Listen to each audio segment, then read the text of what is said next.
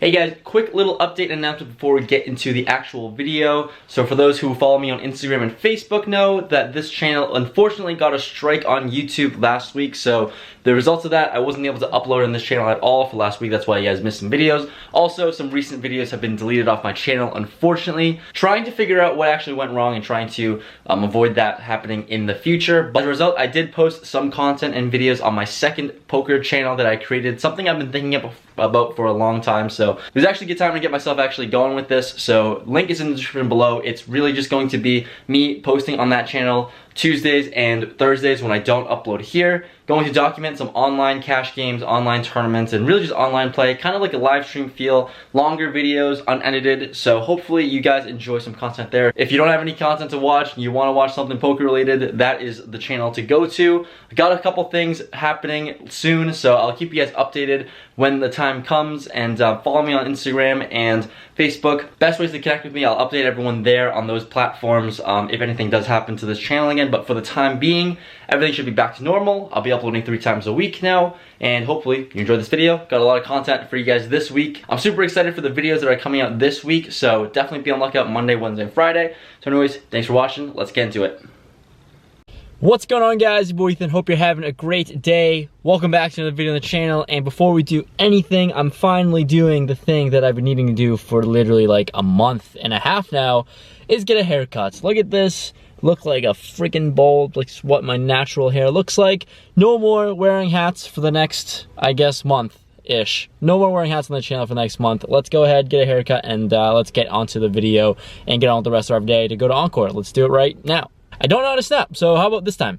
Just like that, we got the haircut. We're fine, you know. I'm never really happy about it, but anything is better than the absolute mop that we had on our heads. So anyways, got the haircut. We are registering for the Encore waitlist of 2.5. There's like 18 people on the waiting list right now, so we should be getting there in a decent time. We'll see. If we're not gonna play 2.5, I might play 1.30. It's been about a week since I played poker, so yeah, I don't know. Let's do it. Let's go ahead and grind. Let's start off this session with one of the best holdings that I could look down at ever. The first hand we look down at, or one of the first hands we play, we are in the small blind with starting stack of 300. Look down at 3-6 of clubs. Yep, damn right.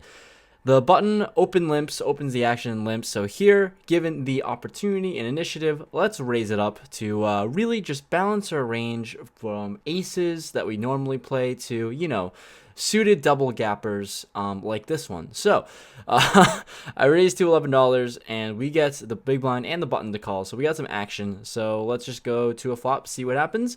Flop is actually not too bad. It's 10-9-5, 2 clubs out there. So we do flop the baby flush draw. So not really a bad flop at all. So here, actually flopping some equity. Let's go ahead and lead things out to $20. We bet 20 and we get both players to make the call. Okay, we get some action. Awesome. Let's try to improve on the turn. Turn comes the jack of clubs, so we do improve to a flush. Here, let's bet for value, baby flush. We're going to bet all 3 streets here, obviously. Let's bet $40 here, and the big blind quickly raises to $100. The button gets out of the way, and action onto me. Here, baby flush, I mean, I can be losing to a lot, and I'm fairly new to this table, but I don't think he's going to be raising here with a whole lot of hands that loses to us, so just going to put him on a higher flush. That's the only hand that realistically makes sense, and would he overplay some sort of straight? Unlikely, but here we just make the fold with our 6-high flush, and we're moving on. Just believed him there, just, you know, didn't feel comfortable with calling it, and I think I made a pretty good fold.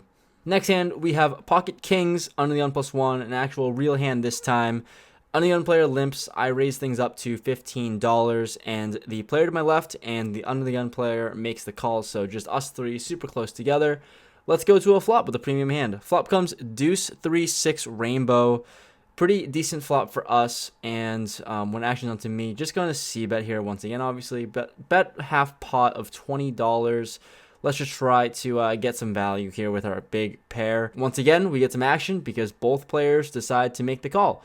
So we're going to go to a turn, which is the 8 of hearts. It brings in a backdoor flush draw, and when the underlying player checks to me, I think I can just pot control here sometimes. Like, obviously I can just c-bet, but at this point I just chose to pot control here and check. Balance our range a little bit with the check here with a strong hand. Just try to pot control. and try to get 2 straights from these players. And the player to my left ends up betting for us. He bets $60.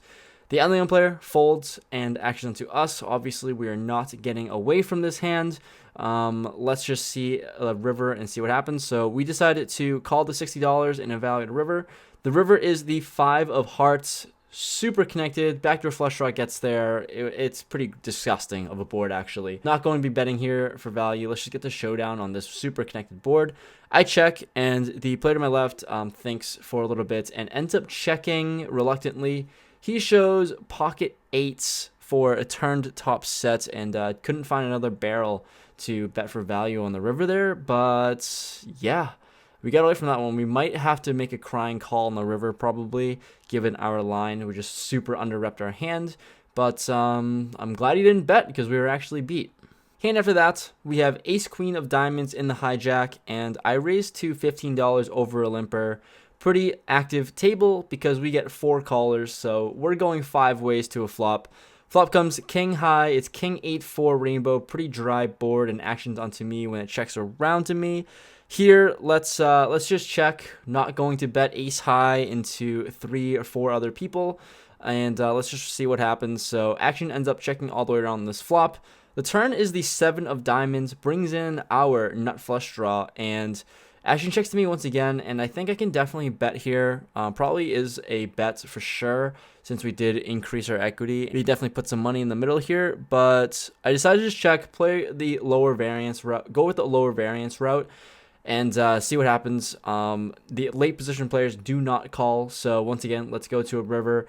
The river is the beautiful 9 of diamonds, so we river the nuts, go runner, nut flush, and an early position player who limped actually leads out for $20, folds to me, and here, obvious raise spot, there's just no point in flatting. So we raised on a bigger sizing to $85. The board's a little bit more connected. There's a lot of straights that can get there. So I think he can just snap call with the straight anyways. So let's go with it with the nuts. Folds all the way back to him, and he snap folds, unfortunately. So we get no value out of that, but at least we didn't lose this one.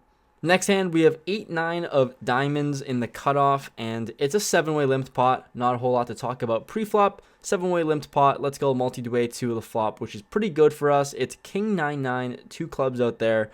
Action checks all the way to me in the cutoff, and here we're just going to have to thin out the field and get some value out of the other 6 players out there. So we go ahead and bet $10, super tiny. Let's try to milk some value, and only the early position player who limped makes the call. We're going to go to a turn, which is the 6 of hearts. He checks, and I'm going to continue betting here for value. I bet $25. He doesn't think too long before jamming his whole stack. Pretty short stacked. He only had $65 behind. Obviously, we are snap calling the $40 more. He shows king 9 offsuit, and I muck right before the freaking river comes because, well, we're just totally dead. So we ran right into it. Pretty good flop for him, and yeah, just had 0 equity on that one. So snap fold before the river came. Don't know what the river was, but obviously that is just insignificant. So after running into it, the first couple of hands, unfortunately, we looked down at pocket 6s under the gun. I open limp. Not really love open limping, but at 1-3, I can definitely do this with just trying to set mine. Just set myself a very cheap price to see a flop and see what happens. So we open limp. The player to my left raises things up to $15. The other player to his left makes the call in early position and folds all the way back to me. Pocket 6s, let's set mine and call for $12 more. So we're going to go to a flop 3 ways. It comes king 9-6 rainbow. Beautiful flop for us with bottom sets. Also eligible for a high hand if the K6 comes too, so that would be pretty cool. So here is out of position. We're going to check to the pre-flop raiser, who throws out a bet of $20. Probably going to be check raising here or sometimes just flatting, but can't really do anything like that because the early position player raises it up to $80 and actions onto me. So here when he raises the 80 with bottom sets on a fairly dry board, gotta put him on, I guess, like king 9 2 pair, maybe a really good king, ace king, king queen, hands like that. But that's about really it when he's betting for value. So I'm trying to find ways to try to milk the pre-flop raiser along because I think bottom set here is good all the time. So I decided to just flat here, trying to get the pre-flop wager in. He unfortunately folds, and we're going to go to a turn, which is an 8. I really thought about leading out here in this spot for value. Such a strong hand. I don't want this to go check. I just hoping that he has a good enough hand to fire a second barrel when I call his $80 bet. So I'm just going to check here, but I do like bleeding out and betting sometimes. He does continue and obliges. He throws out a bet of $100, only has about $80-ish behind. So here, not really a whole lot of decision to do. Let's just put them all in. So we go ahead and jam 180-ish effective. He makes the call, and the river is a 10. We show bottom set. We do not improve the quads, unfortunately, for the high hand. He shows King 9 for top 2. So kind of a little bit of a cooler for him there, but we're lucky to be on the right side of those coolers this time. So we chipped all the way back up, and we made a good amount of our money back. We are hours and hours, maybe 2 hours later after that pocket sixes hand. We look down at King Queen offsuit in the cutoff, and here I open things up to $15. We get one caller in the small blinds, so let's do it. We go to a flop, which comes King high. It's King Jack 4 rainbow. Pretty good flop for us. When he checks to me, let's see bet. Obviously, going to bet for value. We bet $20, and he goes ahead and makes the call. The turn is the ace of diamonds. Full rainbow, not really a card I love, and when he checks to me, I will happily check it back when that one over card comes. So we're going to go to a river, which is another ace.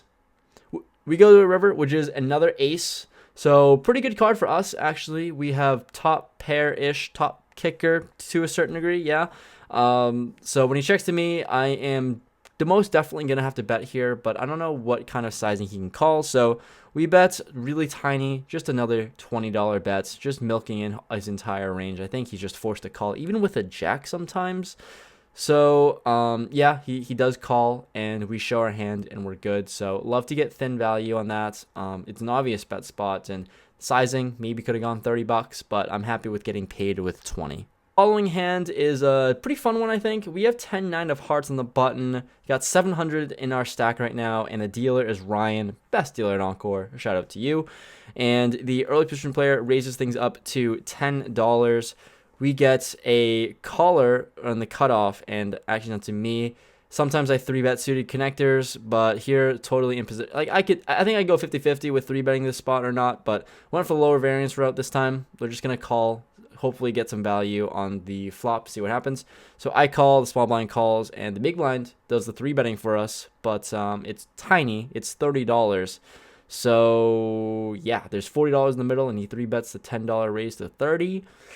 That's going to induce everyone, the whole freaking table to call. So that's going to happen. So when everyone calls, we're going to a flop multi-way to a 3-bet pot. The flop comes Queen 7 8, 2 diamonds out there. So we flop a open-ended straight draw. Action checks to the cutoff. So the 3-better doesn't bet here, and the pre-flop raiser doesn't bet here either. So checks to the cutoff. Who bets $29? What are these sizings that's going on right now? He bets $29 into like $150. Open-ended. We're not really going anywhere, especially in position. So we go ahead and make the call, and everyone folds. So that's really interesting. It's an interesting development for sure.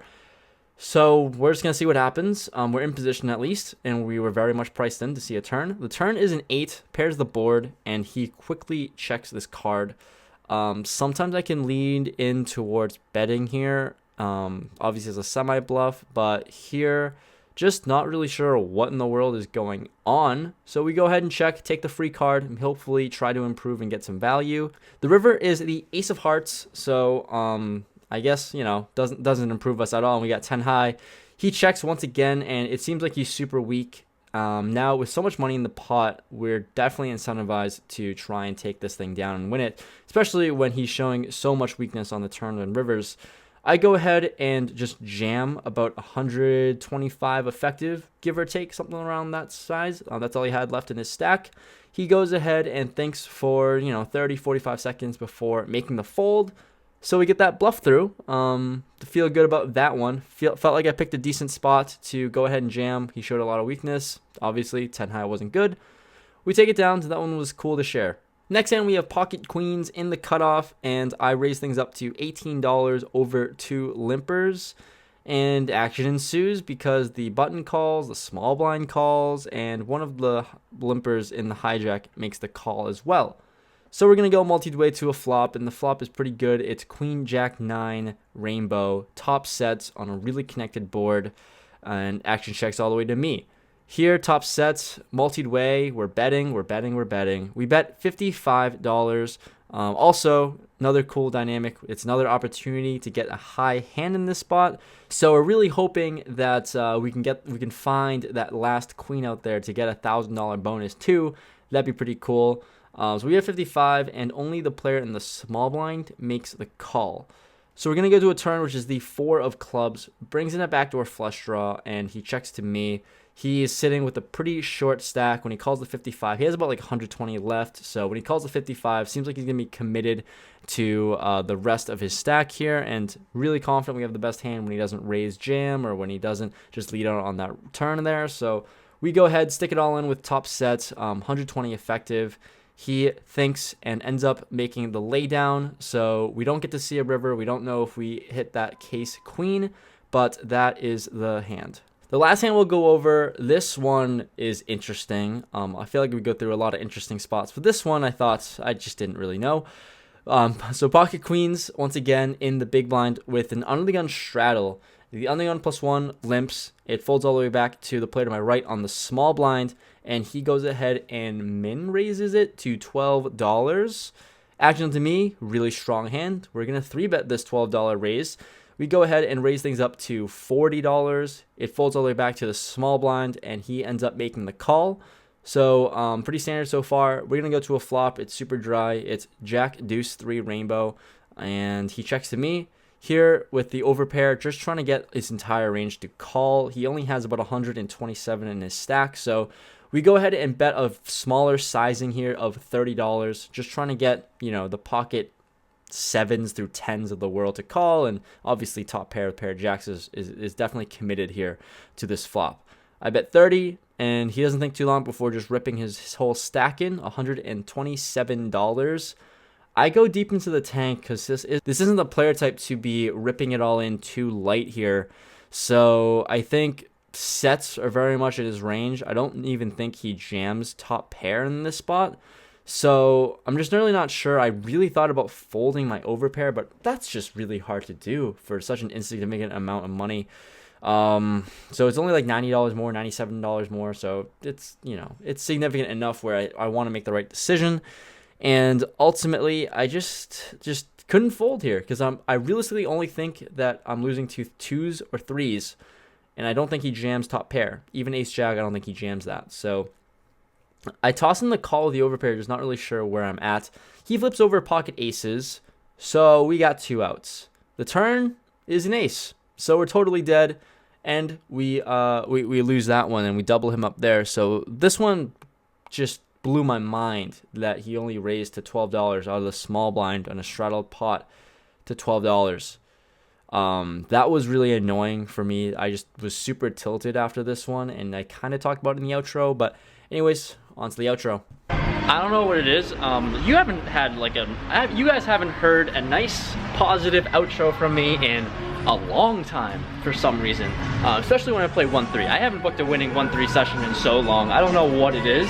I just can't win right now.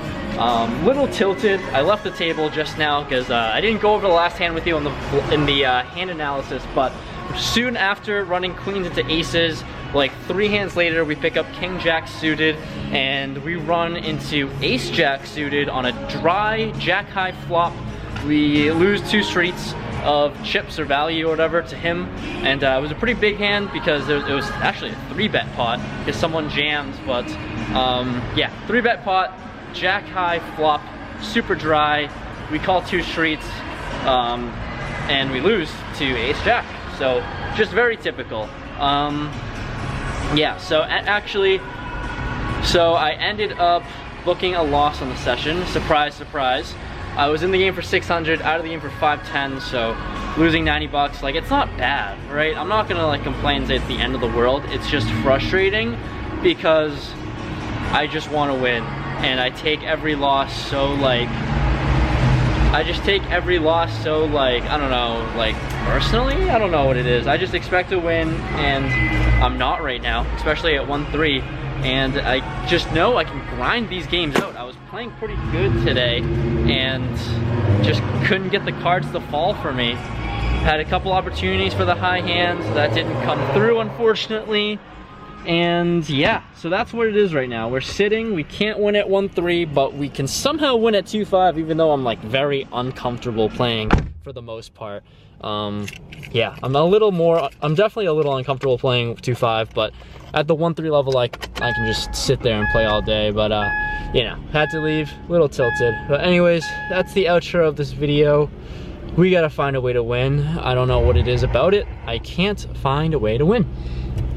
Anyways, hopefully you enjoyed the video. Thank you guys so much for watching. If you liked it, and if you made it this far, hit a thumbs up on that video. Would really appreciate it. Helps out with getting the videos and channel more seen to more people. That'd be dope. Comment below what you thought. I'm sure I'll get a lot of criticism. I thought I played pretty well. I made one really bad call with Ace King against a guy who had Ace 8 and flopped trips. That was a pretty bad call there, but besides that, I think I played okay, above average for sure compared to the other vlogs that I've posted in the past.